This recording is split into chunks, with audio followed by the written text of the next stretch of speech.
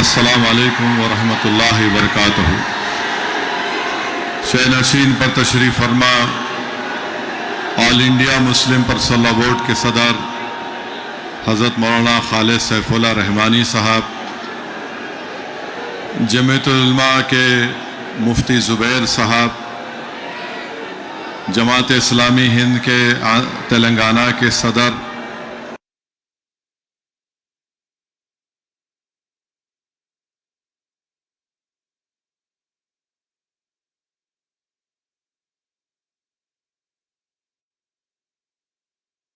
सुनने वाली मेरी इज़्ज़तदार माँ और बहनों और मोहतरमा जलीसा यासीन सुल्ताना साहिबा, जो all India Muslim personal law board के शुबे ख़वातीन के कन्वीनर हैं, मेरे अज़ीज़ दोस्तों और बुज़ुर्गों, मैं आपसे एक बात अर्ज़ करना चाहता हूँ कि हम पहले दो नारे लगाएंगे। आप और हम मिलकर दो नारे लगाएंगे, मगर जो मैं पहला नारा लगाऊंगा उसमें इस दारुस्सलाम के ग्राउंड से कोई उसका जवाब नहीं देगा। सुनिए, जो पहला नारा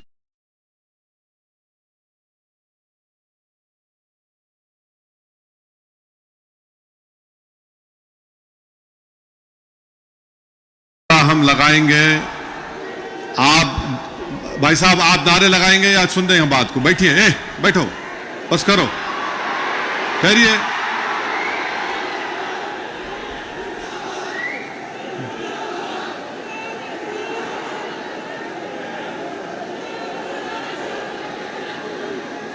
इस ग्राउंड में जितना मजमा है अल्हम्दुलिल्लाह उससे ज्यादा बाहर है, तो ये जरूरी है कि हम उनकी आवाज भी सुने।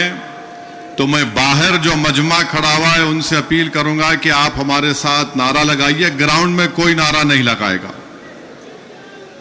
नारे तकबीर, नारे तकबीर। अब हम सब मिलकर लगाएंगे नारे तकबीर, नारे तकबीर। अब आपसे तीसरी बात यह करना है, आपके पास सेलफोन है, जरा खोल के लाइट जलाओ।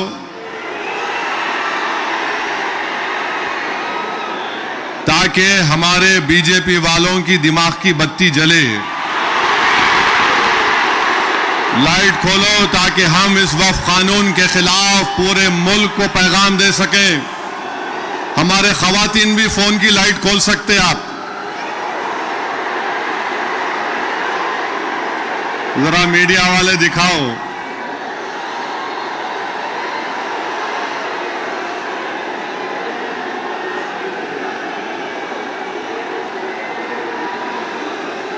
अब जरा जेब में रख लो फोन को।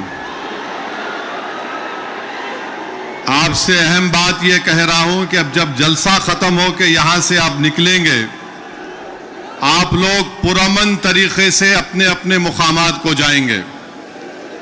आप झंडे लहराते हुए नहीं जाएंगे, सब्र और तहम्मुल का मुजाहरा करते हुए सरजमीन हैदराबाद के अमन को और मजबूत करते हुए आप यहां से जाएंगे ना आराम से इंशाअल्लाह। और घर को जाके बैठना नहीं, ईशा की नमाज गोल नहीं करना। ईशा पढ़ना है मेरे को भी और आपको भी, तो ईशा भी पढ़ेंगे ना आप। अब मसला यह है कि किसी शायर ने अच्छा कहा था, जब ज़मीर और ज़र्फ का सौदा हो दोस्तों, जब ज़मीर और ज़र्फ का सौदा हो दोस्तों, कायम रहो हुसैन के इनकार की तरह। मैं आपको यह बताना जरूरी समझता हूं कि इस कानून के खिलाफ all India Muslim personal law board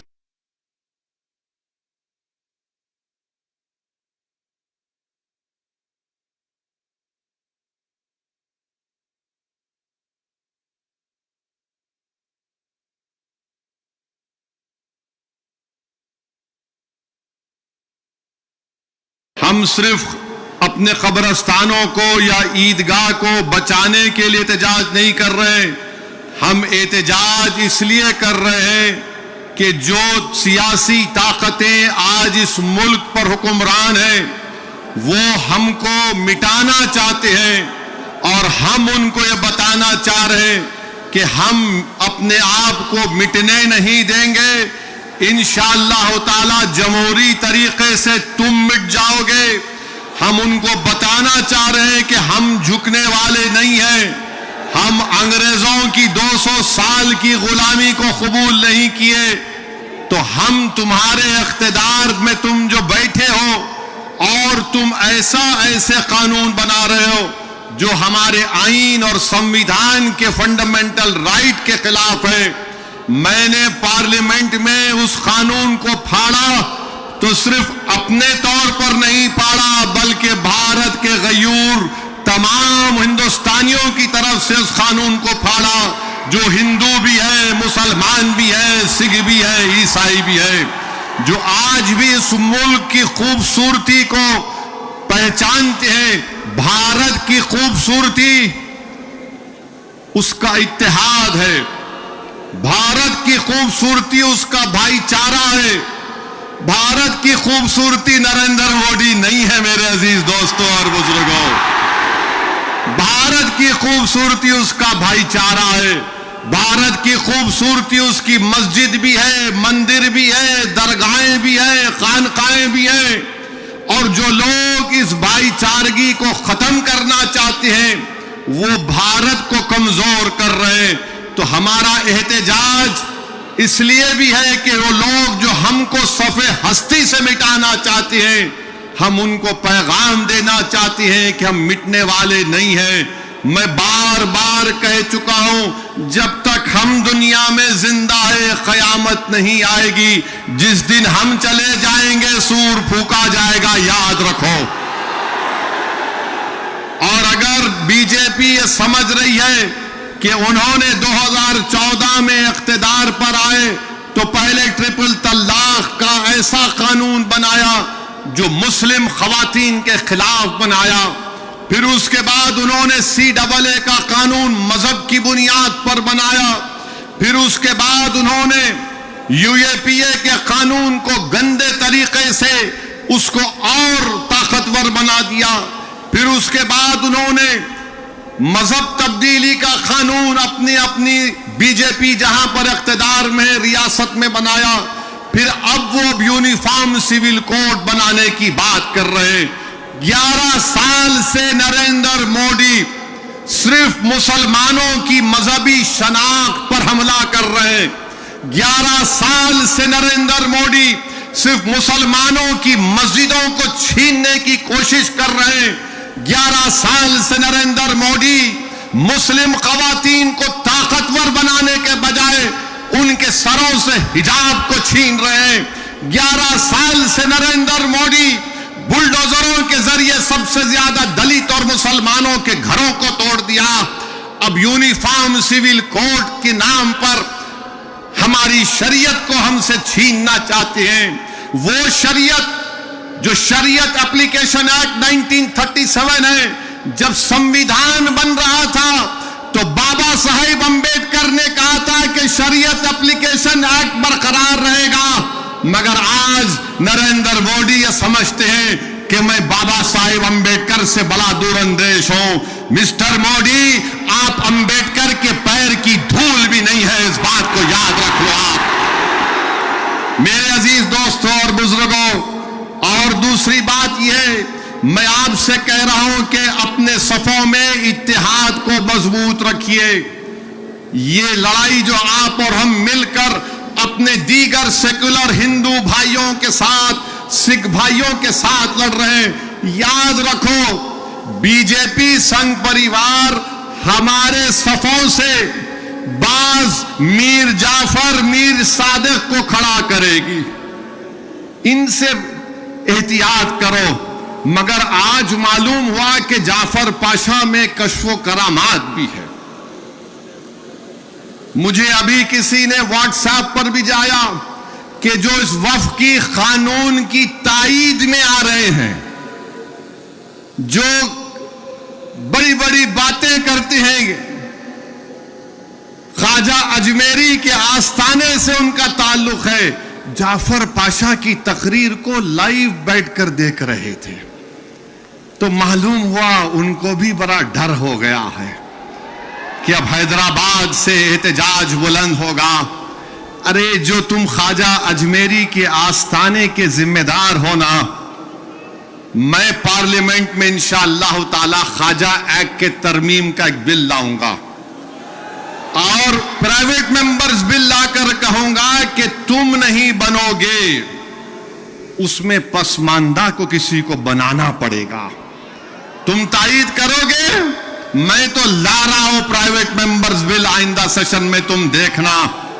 अरे तुम लोग कितना गिर सकते हो, तुम कितना गिर सकते हो, कम से कम उस आस्थाने की निस्बत का तो लिहाज रख लो, तुम उस आस्थाने की निस्बत का तो लिहाज रख लो। और इस बात को भी याद रख लो कि जब तुम और हम इस दुनिया से जाएंगे तो आरएसएस वाले अगर तुमको खंदे पर लेकर गए कब्रिस्तान में,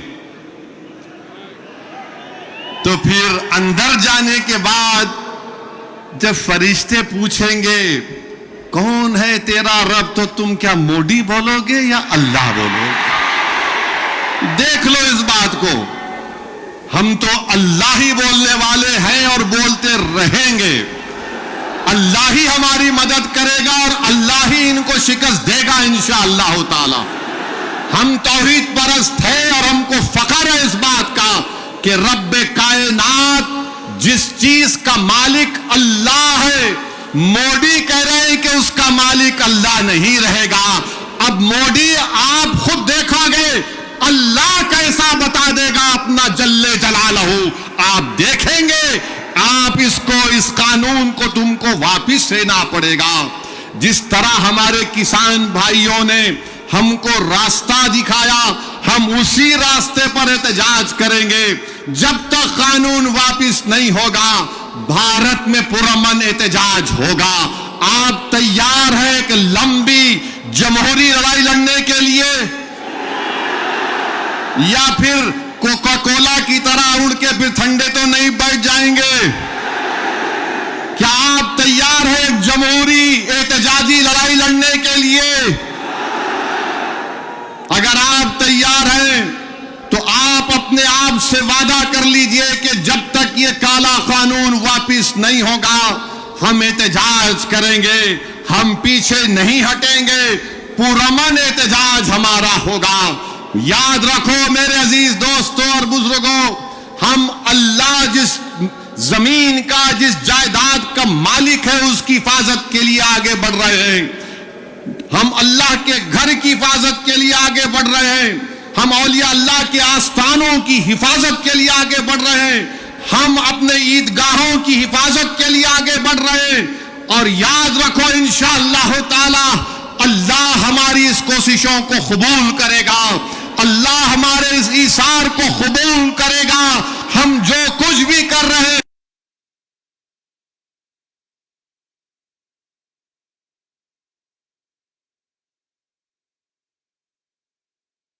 एहतजाज होगा, उसमें हिस्सा लीजिए, उसको कामयाब करिए। ये कोई सियासी पार्टी का एहतजाज नहीं है, ये इलेक्शन के वोटों को बटोरने का एहतजाज नहीं है। जिस चीज का मालिक है उसकी हिफाजत करने के लिए एहतजाज हो रहा है पूरे मुल्क में इंशाअल्लाह ताला। जो मुस्लिम पर्सनल बोर्ड ने प्रोग्राम बनाया उसमें हिस्सा लीजिए। जो तारीख के दिन आपसे कहा गया लाइट बंद करना, लाइट बंद करेंगे या नहीं बंद करेंगे? नहीं तो बोलेंगे अम्मा 10 मिनट सीरियल।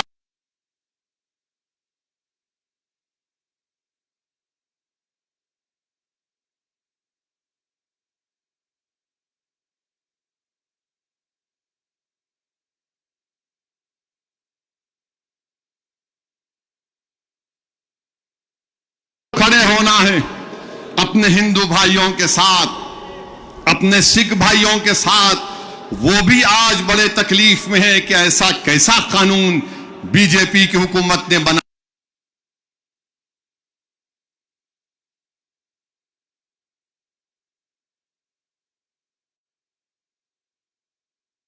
वो हमारे दीनी भाई हैं मेरे भाई। खुदारा उनके बारे में कोई गलतफहमी मत रखिए। मैं आपको बता रहा हूं, नरेंद्र मोदी ने इस मुल्क को गुमराह किया।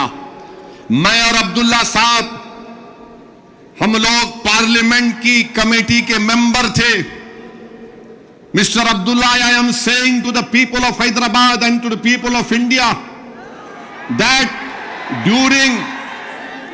during the deliberations of the joint working committee, the Bora community had come, Dawoodi Bora community had come to the committee along with King's Counsel Mr. Salve, Harish Salve, and they had given a representation. You remember, they wanted exclusion from the Waqf Act. They had clearly said, we have nothing to do with this bill. The Dawoodi Bora had clearly stated that in 1962 the Supreme Court has given them a definite definition of religious denomination. The Dawoodi Bora have said, if you remember, that they believe in the concept of Dail Mutlaq. And this Waqf bill goes contrary to that. It is part of their faith. मैंने ये कहा कि अपने दाऊदी बोरा भाइयों की ईमानदारी पर हरगिज शक मत करो। नरेंद्र मोदी हमारे इत्तेहाद को कमजोर करना चाहते हैं। दाऊदी बोरा के लोग पार्लियामेंट की कमेटी के पास आए थे, लंदन से मायानाज वकील किंग काउंसिल जनाब हरीश साल्वे साहब को लाकर पार्लियामेंट की कमेटी के सामने कहा कि हम 2024 का कानून नहीं चाहिए, हमको वक्फ से अलहदा करो। क्योंकि दाऊदी बोरा जो शियाओं की ब्रांच है, उन्होंने कहा कि हमारे पास दाइल और मुतलक है। उनके जो रूहानी पेशा है मुफद्दल साहब, अल्लाह उनको सलामत रखे, वो उनकी मौजूदगी में कोई मुतवल्ली नहीं हो सकता। लिख कर दिया उन्होंने कि हमको इस वक्फ एक्ट से लेना देना, नियम को निकाल दो। तो ये इनको बुलाया गया, मोदी ने बुलाया इनको, और नरेंद्र मोदी ने कितना गुमराहकुन बात की। बैठ के कहा कि मैंने 3 साल पहले ये बिल बना दिया, आप लोगों को नहीं मालूम होगा, मैंने भिजा दिया आपको, और कहा कि कॉमा फुल स्टॉप लिख दो। मोदी ये पैगाम दे रहे हैं भारत के सेकुलर हिंदू भाई बहनों को, सिखों को और मुसलमानों को, मैं तो नहीं लाया ये बिल, ये तो ये लोग बोल के लाया मैं। आप समझ रहे हमारी बात को? और हम जब कमेटी में थे, हम मिनिस्ट्री ऑफ माइनॉरिटी अफेयर से पूछे कि कानून तुम क्यों लाए, क्या तुमने मुसलमानों से बातचीत की, क्या तुमने इस बिल के बारे में बात की? एक वर्ड नहीं बोल सके वो लोग। The committee when called the Ministry of Minority Affairs, they didn't have anything to say. Why did they bring this bill? You are witness to it. अब मोदी इन दाऊदी बोराओं को बदनाम करने के लिए, पूरे देश में पैगाम देने के लिए कि देखो मैं तो 3 साल पहले उनको बिल दिया था। मेरे भाई, ये साजिश है हमारे इत्तेहाद को कमजोर करने के लिए। मोदी जी, आप शतरंज की चाल खेल रहे हैं, हम भी जानते हैं शतरंज कैसा खेलना सियासत में। डॉक्यूमेंट्स है, आज मैं एक्स पर सोशल मीडिया पर डॉक्यूमेंट्स डाल दिया हूं।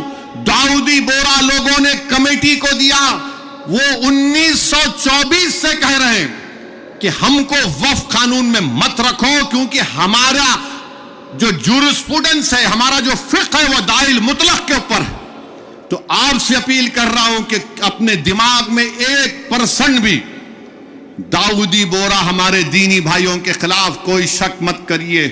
वो तो नहीं चाह रहे थे, इनको तो पप्पा जी बुला के बोल दिए आपको वजह से करा मैं। अब चौथी बात यह है, बीजेपी वाले बोल रहे इसमें सब कुछ है, मुसलमानों का फायदा है, औरतों का फायदा है। आज से थोड़े दिन पहले हैदराबाद में फतेह दरवाजे पे एक चालाक आदमी था, लगता है उन्हें भी मोदी जी की शागिर्दी में निकला सो था। उन्हें क्या बोला, आप मेरे पास आओ, जिसके सर टकले हैं मैं दवा देता हूं, बाल उग जाते। लाइन लग गई वहां पे, लगा दवा लगा, बाल उगते। अब पब्लिक बेचारी तो मोदी जी भी यही बोल रहे, दवा ले लो सब चीज ठीक हो जाती। इनकी दवा नहीं है, ये दवा मौत है। ये दवा नहीं दे रहे, मौत का पैगाम दे रहे हैं। ये वक्फ को छीनने के लिए ला रहे हैं। आप सोचिए, दाऊदी बोहरा लोगों ने सेक्शन 2 लिख कर दिया, तो मोदी ने क्या किया, दाऊदी बोहरा का नाम लेके सेक्शन 2 बना के उस भारत के दौलतमंद आदमी जिसने हमारे खोजा भाई, ये भी शियाओं का एक ब्रांच है, खोजा ट्रस्ट से खरीद कर 21 करोड़ में अपना आलीशान महल बना लिया। सेक्शन 2 का फायदा उस शख्स को होगा। हम हैदराबाद में क्या बोलते, किसकी दुकान पे किसकी फातिया, क्या बोलते, नाना मामू की दुकान पे नाना की फातिया। तो दाऊदी बोहरा को सामने रख के मुकेश भाई की फातिया पढ़ दी है इन्होंने काम कर दिया। सेक्शन 2 से उनको फायदा होगा। तो आपको और हमको मुत्तहिद रहना है, शिया सुन्नी इत्तेहाद को मजबूत रखना है। आप शिया सुन्नी इत्तेहाद को मजबूत रखेंगे ना मेरे भाई, ये all India Muslim personal board के प्लेटफॉर्म पर शिया भी है, सुन्नी भी है। ये पैगाम मुस्लिम पर्सनल बोर्ड देता है कि हम अपने इत्तेहाद को मजबूत रखें। दाऊदी बोहरा को मोदी धोखा दे दिए, उनके नाम को इस्तेमाल करके मुकेश भाई को बोले, लो गुलाब जामुन खाओ एंड बी हैप्पी। उनके अच्छे दिन आ गए। तो मेरे अजीज दोस्तों और बुजुर्गों, छठी बात आपसे अर्ज करना चाह रहा था वो ये है कि सदर साहब ने बहुत सी बातें आपके सामने रख दी कि सुप्रीम कोर्ट ने रिलीफ दिया है, मगर आज भी हम वक्फ की जायदाद को खो रहे हैं। लिमिटेशन एक्ट अप्लाई हो गया, जो 12 साल से काबिज है वो मालिक बन रहा है। 6 महीने के अंदर पोर्टल पर चढ़ाना है, नहीं चढ़ाए तो वक्फ से चले जाएगा। वक्फ इवैक्यू प्रॉपर्टीज निकल गई हमारे हाथ से। 100 एकड़ जमीन है पंजाब हरियाणा में जो आज गवर्नमेंट उस पर काबिज हो चुकी है। रिपोर्ट आई कि उत्तर प्रदेश में 500 से ज्यादा वक्फ प्रॉपर्टीज को उत्तर प्रदेश की सरकार ने गवर्नमेंट की प्रॉपर्टी डिक्लेयर कर दिया। तो मेरे अजीज दोस्तों और बुजुर्गों, और इसमें एक है वक्फ औलाद अब नहीं कर सकेंगे आप। वक्फ औलाद के बारे में कह रहे हैं कि बच्ची का शेर मार के कोई वक्फ औलाद नहीं कर सकता। अरे मैं अल्लाह को दे रहा हूं, अपने बेटे बेटी को मालिक नहीं बना रहा हूं। क्या यह बात सच नहीं है प्रधानमंत्री जी कि हिंदू सेल्फ एक्वायर्ड प्रॉपर्टी में एक हमारा हिंदू भाई अपने विल के जरिए अपनी एक औलाद को या मोहल्ले में किसी को पूरी प्रॉपर्टी दे सकता है, मगर मुसलमान 1/3 से ज्यादा अपनी किसी औलाद को प्रॉपर्टी नहीं दे सकता। अभी यह कानून जो है, अभी अगर कोई कलेक्टर मुतवल्ली को बोलेगा कि तुम दरगाह में उर्स नहीं करना, कलेक्टर मुतवल्ली को बोलेगा कि तुम आशूर खाने में इमाम बाड़े में मजलिस नहीं करना, कलेक्टर अगर कोई मुतवल्ली मस्जिद को बोलेगा कि तुम मस्जिद में अज़ान नहीं देना, और अगर मुतवल्ली नहीं सुनेगा तो कलेक्टर उसको 6 महीने की सजा दे सकता। यह कानून है। अभी पहले कानून यह था कि अगर कोई वक्फ की प्रॉपर्टी को बेचता तो 2 साल की सजा, नॉन बेलेबल। अब मोदी जी बोल रहे, प्यारे मैं राजा हूं, तुम लूटो बेल ले लो, 6 महीने की सजा काट के आ जाओ, मैं हूं ना। यह कानून बनाया गया है। तो मेरे अजीज दोस्तों और बुजुर्गों, यह वक्फ का कानून मुसलमानों के मफाद में नहीं है। यह वक्फ का कानून मुल्क के वफाद में नहीं है। ये वक्फ का कानून भारत के भाईचारगी के लिए नहीं है। झगड़े शुरू हो जाएंगे। मस्जिदों पर यह बोला जाएगा कि 500 साल पहले ऐसा था वहां पर, और ये बार बार बोलते टीवी पे, ने आपको वक्फ से क्या मिला? अरे क्या कोई आपके अम्मा के महर में आया है जो हमसे पूछ रहे आप? वक्फ से क्या मिला क्या नहीं मिला? हमारे को हमारी आखिरत मिलती वक्फ को बचाए तो। ख्वाजा बंदा नवाज की दरगाह मेडिकल कॉलेज है, इंजीनियरिंग कॉलेज है, वफ का है। हमदर्द रूह अफ़ज़ा पिए तो वो भी वफ का है। कलेजे को ठंडक पहुंचती, तुम लोग पियो जरा रूह अफ़ज़ा। अब रूह अफ़ज़ा के खिलाफ उन्हों जिहाद कर रहे जो नाक से ऐसा सूंघ के दूसरे नाक नकपुड़ी से निकालने का दर्ज देते। कहां जाएगा ये मुल्क? हद तो ये हो गई मेरे अजीज दोस्तों और बुजुर्गों कि अब कोई ये कह रहा है कि चीफ जस्टिस के फैसले के बाद इस देश में मजहबी जंग शुरू हो जाएगी। नरेंद्र मोदी जी, आप इख्तिदार पर हैं, आपकी पार्टी के लोग इस तरह की बात करेंगे? आप तो भारत के संविधान पर हल्फ लिए हैं कि इस देश में ये अंबेडकर का देश, ये मौलाना अबुल कलाम का देश, ये भगत सिंह का देश, अल्लामा फजल खैराबादी का देश, हुसैन अहमद मदनी का देश, महमूदुल हसन का देश, ये टीपू सुल्तान का देश।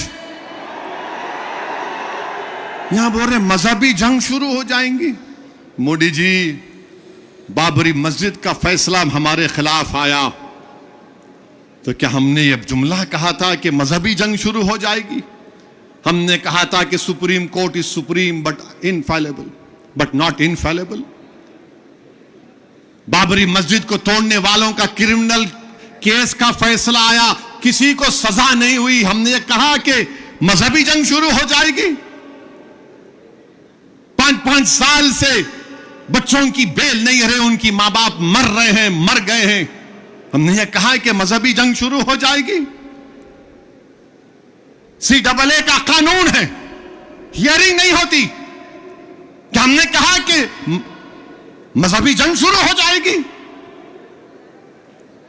UAPA में डालकर हमको सड़ाया जाता है कि हमने जुमला कहा कि मजहबी जंग शुरू हो जाएगी।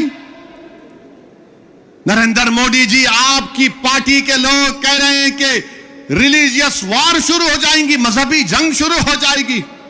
किसको डरा रहे हैं ये लोग? अदलिया को डरा रहे हैं आप। इख्तिदार में रहकर अदलिया को डराएंगे आप। आपके हक में फैसला आया तो आपके मुंह में लड्डू फूटते हैं और आप रिलीजियस वॉर शुरू हो जाएंगी। यही फर्क है हम भारत के उन मुहिबान भारत में जिसमें हिंदू मुसलमान भी है। हम जब हमारी मर्जी के खिलाफ भी फैसला आता है हम उसको कबूल करते हैं। इसलिए कबूल करते हैं कि हम कॉन्स्टिट्यूशनल मोरालिटी को मानने वाले हैं और ये संघ परिवार के लोग एंटी कॉन्स्टिट्यूशन के लोग हैं। ये संविधान को तो मानते मगर उसको सब्सक्राइब नहीं करते हैं। ये फर्क है भारत के असली नागरिक में और उन लोगों में जो नेशनलिज्म के झूठे दावे करते हैं और कहते हैं कि रिलीजियस वॉर, जो कहते हैं कि अगर कोर्ट कानून बनाएगा तो पार्लियामेंट को बंद कर दो। अरे अगर तुम पार्लियामेंट में बैठकर अपनी अददी ताकत की बुनियाद पर मुझे मिटाने का कानून संविधान के खिलाफ बनाओगे तो मेरे पास चारा क्या बचता है कि मैं आवाम में जाऊंगा और फिर कोर्ट को जाऊंगा।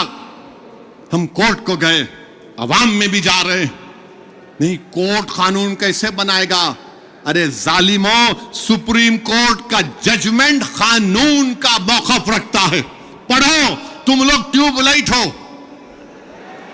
तुम लोग थम्स अप हो। तुम्हारे दिमाग में एक ही बात बैठा हुआ है, नहीं मोदी है तो खुदा है। अरे खुदा था, है और रहेगा उसी का नाम।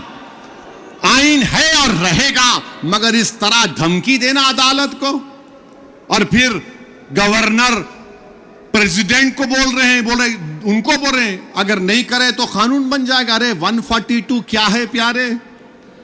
142 आइन का बनाने वाला अंबेडकर है। अंबेडकर में तुम्हारे से ज्यादा दूरअंदेशी थी। आप ये बोल रहे हैं कैसा बनाए, वो कैसा बनाए, हम ऐसा कर देंगे। मगर मेरे अजीज दोस्तों और बुजुर्गों, बीजेपी आइन पर एक फ्रॉड कर रही है और डरा रही है। रिलीजियस वार की धमकी बीजेपी दे रही है। मिस्टर मोदी, कौन रेडिकलाइज हो चुका है बताओ? आप सत्ता में आप हैं, आपके लोग रेडिकलाइज हो चुके हैं। इतना रेडिकलाइज हो चुके हैं कि कोर्ट को धमकी दे रहे हैं, रिलीजियस वार हो जाएंगी। मोदी जी, अगर ये धमकी देने वालों को आप नहीं रोकेंगे, देश कमजोर होगा और देश कभी भी माफ नहीं करेगा। आज सत्ता इख्तिदार आपके पास है, कल नहीं रहेगा इंशाअल्लाह ताला, कल नहीं रहेगा इंशाअल्लाह ताला। अब भारत का हिंदू भी जान चुका है कि वक्फ का कानून बनाए तो क्या मेरे को नौकरी मिलती। हिंदू जान चुका है कि मुसलमानों की नफरत को दिखाकर, मुसलमानों को डराकर वोट बटोरती आई बीजेपी। दिखाने के लिए कुछ नहीं है। 4.5-5% नौजवानों में बेरोजगारी है। उनके बेरोजगारी को दूर करने का कोई प्रोग्राम नहीं, मगर सिर्फ मुसलमानों को नफरत का निशान बना दो। तो मैं हमारे हिंदू भाइयों से भी अपील कर रहा हूं, जो आपके एंडोमेंट बोर्ड के लिए अच्छा है वो हमारे लिए भी अच्छा होना चाहिए। जो सिख गुरुद्वारा प्रबंधक कमेटी के लिए अच्छा है वो हमारे लिए भी अच्छा होना चाहिए। हमारा मुतालबा सिर्फ यही है कि हम अपनी वक्फ की जायदादों की हिफाजत कर सकें। और ये लोग बोलते नहीं वो उन्होंने ऐसा कर रहे, आजकल मुझ पर भी उंगली उठा रहे। मेरे भाई, मेरी उम्र दरियाफ्ती की नहीं है अब, और तुम याद रखो, तुम जो कुछ बोल रहे ना, मैं सियासतदान भी हूं और आधा वकील भी हूं। तो तुम्हारा वीडियो है मेरे पास, तुमको हैदराबाद आना पड़ेगा प्यारे, तुमको शॉपिंग कराएंगे। You want to see shopping, will show you shopping. जो बोले जा रहे, अगर हम अपनी जबान से बोलना शुरू करें ना, तो तुम्हारा लुत्फा कहां से आए बोल सकता हूं मैं, याद रखो। माफ करना, उलमाए कराम की मौजूदगी में बोल रहा हूं। वक्फ की कानून की मुखालिफत किस बुनियाद पर की जा रही है आप देखो। ये हो जाएगा, वो हो जाएगा, कुछ नहीं होगा, सिर्फ जायदादों को लूटने के लिए किया जा रहा है। तो इंशाअल्लाह ताला जो पर्सनल बोर्ड का एहतजाज पूरे तेलंगाना में होगा, मुल्क में होगा, अब तालकटोरा स्टेडियम में भी 22 को होगा। मैं हमारे तमाम से अपील कर रहा हूं, इसको कामयाब करिए। आपसे भी अपील कर रहा हूं कि हमको एक लंबी लड़ाई लड़ना है जमहूरियत में। कानूनी लड़ाई लड़ रहे हमारे वकील, अल्लाह हमारे वकला को सलामत रखे, अल्लाह उनको और हिम्मत दे, और अल्लाह हमको हिम्मत दे, अल्लाह हमारे ईमान को सलामत रखे। याद रखो मुसलमानों, बगैर ईमान के हम एक जिंदा लाश की तरह हैं, बगैर मस्जिदों के हम कुछ नहीं हैं, बगैर जायदादों के जिसका मालिक अल्लाह अगर कोई और कब्जा कर लेगा तो हम क्या जवाब देंगे रब्बे कायनात के सामने। थोड़ी तकलीफ उठाना पड़ेगा। आज मगरिब की नमाज पढ़ते वक्त इस चादर के नीचे कंकर हमारे घुटनों को चुबा रहे थे, और हम ये उम्मीद कर रहे थे कि इमाम साहब जल्दी नमाज खत्म कर लेंगे। आधे मिनट के लिए सोचो कि 50,000 फलस्तीनी शहीद हो गए मेरे भाई, 11 लाख बेघर हो गए, 15,000 बच्चे मारे गए, 18-17 के करीब खवातीन शहीद हो गई हैं। मगर उनका जज्बा देखो, वो कह रहे हैं कि हम मरने को तैयार हैं मगर अपने ईमान का सौदा करने के लिए तैयार नहीं। तो भारत के लोगों, तुमको मजलूमों से आवाज आ रही है कि हक की कामयाबी के लिए, बातिल को शिकस्त देने के लिए हम 75 साल से अपनी नस्लों को कुर्बान कर दिए। तुमने और हमने नजारे देखे कि एक मां कह रही है अपने बेटे के कफन के सामने, कह रही है कि या रसूल अल्लाह सल्लल्लाहु अलैहि वसल्लम, मैं अपने बेटे को आपके पास रवाना कर रही हूं। हम एक बाप को सुन रहे हैं बोलते हुए अपने बेटे की लाश के सामने कि या रसूल अल्लाह सल्लल्लाहु अलैहि वसल्लम, जो दुनिया खामोश बैठी हुई है, आप उनकी शिफा नहीं करेंगे अचर के मैदान में। मेरे अजीज दोस्तों और बुजुर्गों, हमको सिर्फ पुरअमन एहतजाज करना है ताकि हम आने वाली नस्लों को बता सकें कि 2025 में ऐसे भी नौजवान और बुजुर्ग और खवातीन थे जिन्होंने वक्त के फिरौन के सामने झुकने की तो बात तो छोड़ो, उन्होंने उसकी तकालीफ पर उफ भी नहीं कहा। हम जमहूरी तरीके से लड़ेंगे। हमारे किसान भाइयों ने हमको रास्ता बताया, कानून को वापस लेना पड़ेगा। जैसा कि मुस्लिम पर्सनल लॉ बोर्ड का नारा है, देश बचाओ, संविधान बचाओ, वक्त बचाओ। तो नारा लगाओ, संविधान बचाओ, वक्त बचाओ, संविधान बचाओ, वक्त बचाओ। आप साथ हैं ना हमारे इंशाअल्लाह ताला। याद रखो, तुम साथ भी नहीं है तो हम हुसैन का परचम लेकर करबला में उतर जाएंगे, क्योंकि अगर तुम साथ होगे तो यजीद को मालूम हो जाएगा कि ये हुसैन के गुलाम हैं, ये ताकत को देखकर झुकने वाले नहीं हैं। तो मेरे अजीज दोस्तों और बुजुर्गों, पुरअमन तरीके से अपने अपने घर को रवाना होइए, झंडे मत लहराइए। अब नारे लगाने का यहां पे वक्त खत्म हो चुका है। पुरअमन तरीके से अपने घरों को जाइए। बड़ी तादाद में हमारी माँ और बहनें भी आई हैं, मैं उनका शुक्रिया अदा करता हूं। नारे तकबीर। अस्सलाम वालेकुम व रहमतुल्लाहि व बरकातहू।